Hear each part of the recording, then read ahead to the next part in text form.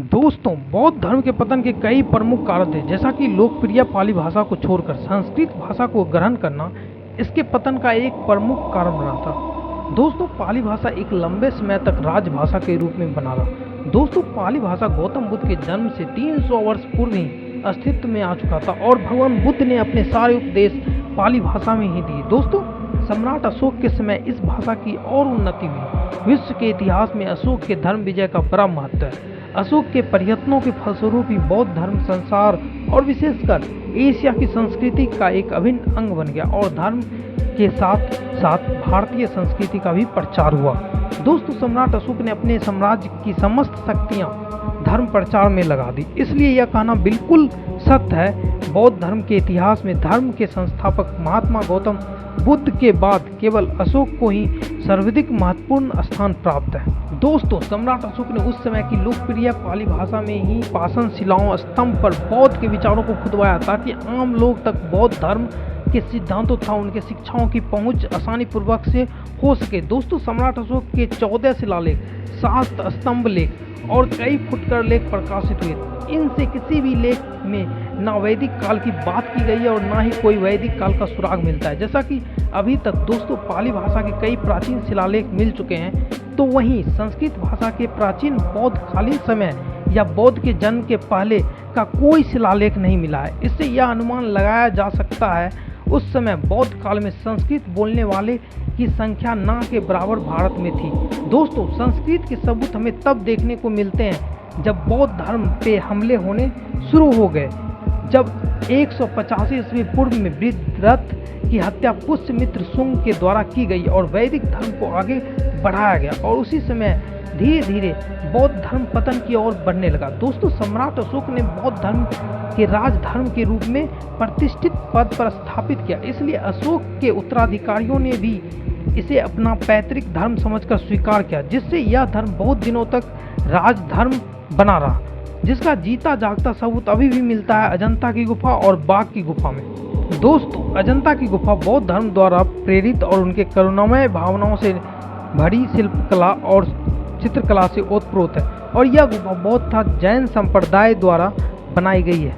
दोस्तों, यह गुफा महाराष्ट्र के औरंगाबाद शहर में लगभग 107 किलोमीटर दूर पर अजंता की ये गुफाएं पहाड़ को काटकर विशाल घोड़े के नाल के आकार में बनाई गई है।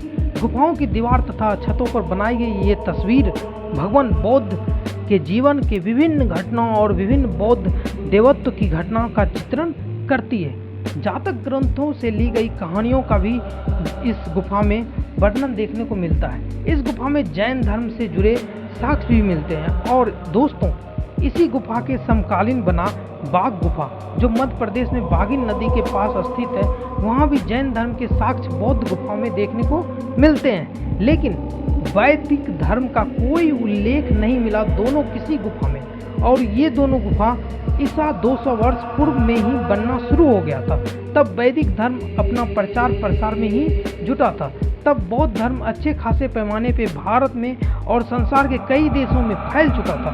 दोस्तों, और एक सबसे बड़ी बात जो गौर करने वाली है वह यह है, अगर हम मान भी ले जब बौद्ध धर्म अपने चरम पर था, उस समय वैदिक धर्म बहुत बड़े पैमाने पे भारत में अगर फैल चुका था, फिर भी बौद्ध का जो ग्रंथ है जातक, वो पाली भाषा में क्यों लिखा गया और उन्होंने अपने ग्रंथ में वैदिक काल का जिक्र क्यों नहीं किया। दोस्तों, और उस समय जैन धर्म भी भारत में बहुत बड़े पैमाने पर फैल चुका था और उनकी भी ग्रंथ, जिसे आगम कहा जाता है, वो भी पाली भाषा में लिखी गई और उस ग्रंथ में भी संस्कृत का कोई प्रयोग नहीं किया गया, ना ही संस्कृत बोलने वाले की बात कही गई है। और वैदिक हिंदू धर्म, बौद्ध धर्म और जैन धर्म के जो साक्ष्य एक साथ मिलते हैं वो है एलोरा की गुफा, औरंगाबाद, महाराष्ट्र में।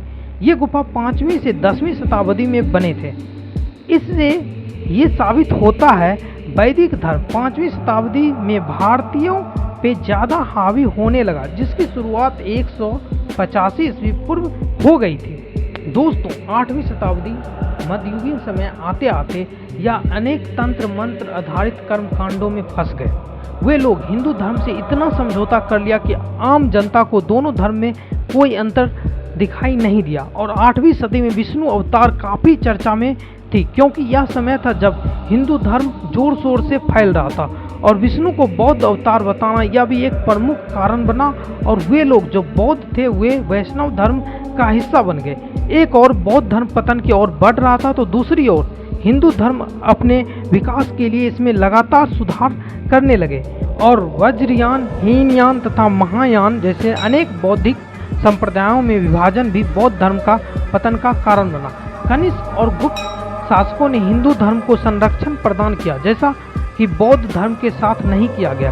राजकीय समर्थन के कारण जनता हिंदू धर्म के प्रति आकर्षित हुई, और कालांतर में बौद्ध धर्म द्वारा अवतारवाद, देवताओं की पूजा तथा स्वर्ग की अवधारणा को अंगीकृत कर लिया, जो मूलतः हिंदू धर्म की विशेषता थी।